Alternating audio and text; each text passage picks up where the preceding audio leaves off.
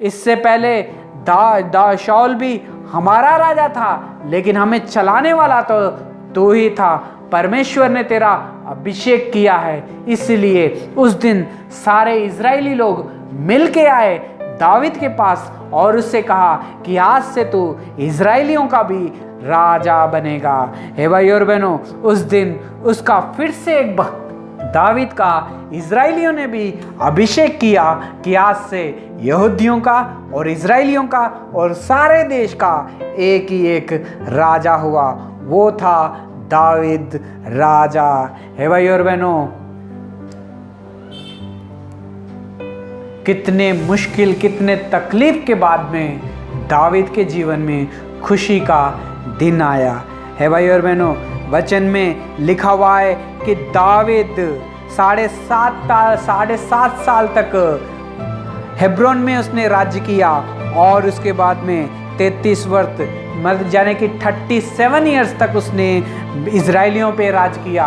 यानी कि इजराइल तो दावीद का राज्य का जो समय था 40 साल तक वो राज्य करते रहा। हे भाई और बहनों, 14 और 15 साल उसने परमेश्वर के लिए मुश्किलें मुसीबत उठाई, लेकिन 40 साल तक परमेश्वर ने उसे राजा बना के रखा और उसके जीवन को आराम से बीतने दिया। हे भाई और बहनों, उसके लिए लोगों ने घर बनाया रहने के लिए।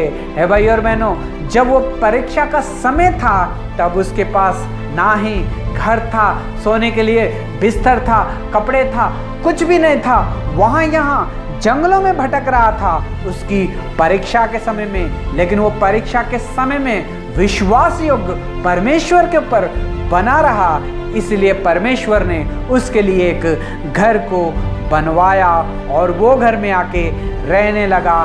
40 साल तक दावीद उसी घर में बना रहा। हे भाई और बहनों, परमेश्वर ने उसे इस तरह की आशीष दी।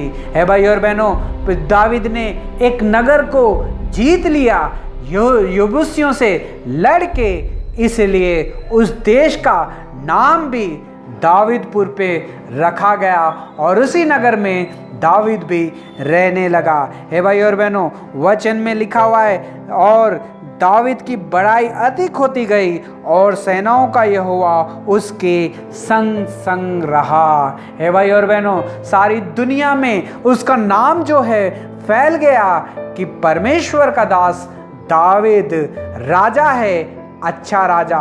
उसकी अच्छाई और उसकी बड़ाई जो है सारे देश में फैलते गई और परमेश्वर उसके साथ था। हर एक काम में वो उसके साथ रहता था। क्यों दावीद के साथ हर एक मुश्किल में, हर एक घड़ी में परमेश्वर रहता था? क्योंकि उसने अपनी परीक्षा में वो फेल नहीं हुआ था, वो पास हुआ था। इसलिए परमेश्वर ने उसे अच्छा घर दिया और आशीष दी। हे भाई और बहनों, आपका और मेरा जीवन कैसा है? परमेश्वर ने हमें चुना है, परमेश्वर ने हमें बुलाया है, परमेश्वर ने हमें अपना काम करने के लिए बुलाया है, उसकी महिमा करने के लिए बुलाया है। तो इसमें दुख और तकलीफ जो है होगी ही होगी, थोड़े दिन के लिए होगी, कुछ सालों के लिए होगी, लेकिन भाई और बहनों, ये दुख और तकलीफों को अगर सह के, मुसीबत को सह के अगर हम आगे बढ़ेंगे तो परमेश्वर आपके और मेरे जीवन में भी वैसी ही आशीष लेके आएगा जैसे कि दावीद के जीवन में थी। हे भाई और बहनों, पहले कोई उसके पास नहीं आता था, यहूदी आए, राजा बना दिया। इजरायली आए, उन्होंने भी कहा हमारा भी राजा आज से तो ही बन। हे भाई और बहनों, आपको सारे अधिकार परमेश्वर देगा जो आपने खो दिए हैं। हे भाई और बहनों, अगर परमेश्वर ने आपको चुना है, अगर परमेश्वर ने आपका अभिषेक किया है, तो भाई और बहनों, दुख और तकलीफों में हमें गुजरना ही होगा, परीक्षा को पास करना ही होगा।